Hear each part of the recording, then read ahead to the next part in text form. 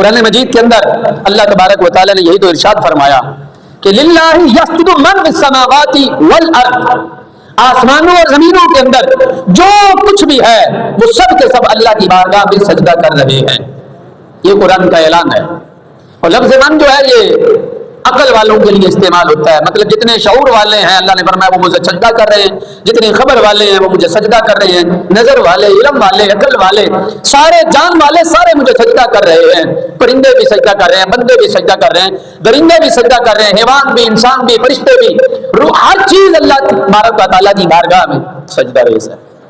لیکن سجدے کا طریقہ الگ ہے، سجدے کا طریقہ جدا جدا ہے، سجدے کا سلیقہ الگ الگ ہے، ہر کسی کا سجدہ جدا جدا ہے. تو اللہ تبارک و تعالیٰ نے فرمایا سجدہ سارے کر رہے ہیں. یہ ایک مقام پہ فرمایا سورہ رعد کے اندر کہ للہ یسجد من فی السماوات والارض، کہ جو کچھ زمین اور آسمان میں سب اللہ کی بارگاہ میں سجدہ کر رہے ہیں. دوسرے مقام پہ سورہ نحل میں تو اللہ تبارک و تعالیٰ نے یہاں تک بھی ارشاد فرمایا للہ یسجد ما فی السماوات وما فی الارض، فرمایا جو کچھ بھی زمین میں ہے، جو کچھ بھی آسمانوں میں ہے، وہ عقل والا ہے چاہے عقل والا نہیں ہے، جو کچھ بھی ہے رب نے فرمایا سارے کے سارے مجھے سجدہ کرتے ہیں، سارے سجدہ کر رہے ہیں. اس میں درخت بھی اللہ کو سجدہ کر رہے ہیں، پرندے بھی اللہ کو سجدہ کر رہے ہیں، پہاڑ بھی اللہ کو سجدہ کر رہے ہیں. ساری کائنات کے اندر کوئی چیز ایسی ہے ہی نہیں جو اللہ کو سجدہ نہ کر رہی ہو.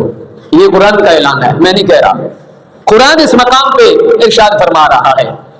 تو سجدے کا مقام یہ ہے کہ اللہ تبارک و تعالیٰ نے سجدے کرنے والوں کی شانوں کو قرآن میں بیان فرمایا ہے کہ جو میری بارگاہ میں سجدہ کرے میں اس کو مقام دیا دیتا ہوں.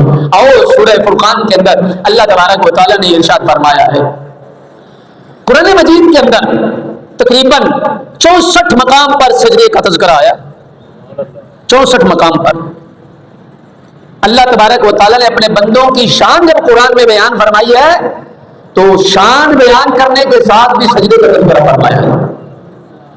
رب الجلال نے فرمایا والذین یبیتون لربہم سجدا وقیاما،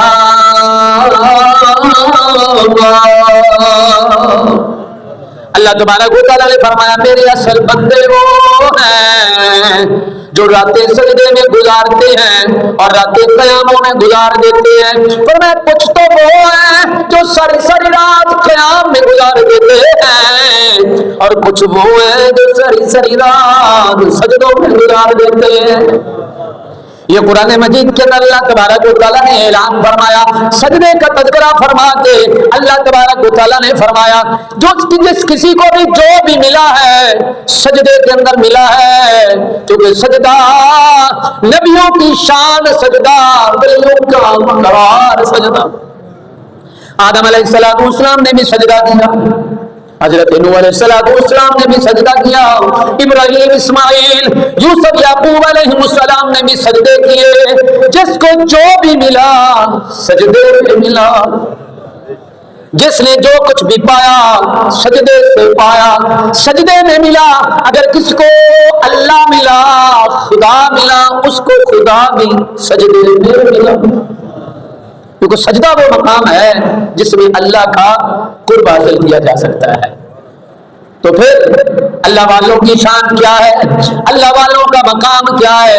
اللہ والوں کا مقام اور شان یہ ہے تو ان کو خوشی ملے تو سجدہ، خوشی ملے تو سجدہ، غم آئے تو سجدہ، رحمت ملے تب بھی سجدہ، زحمت ملے تب بھی سجدہ، راحت ملے تب بھی سجدہ، مصیبت آئے تب بھی سجدہ، کچھ مل جائے تب بھی سجدہ، نہ ملے تب بھی سجدہ. وہ ایک سجدہ، وہ ایک سجدہ جسے تو گرا سمجھتا ہے، ہزاروں سجدوں سے دیتا ہے آدمی کو نجات.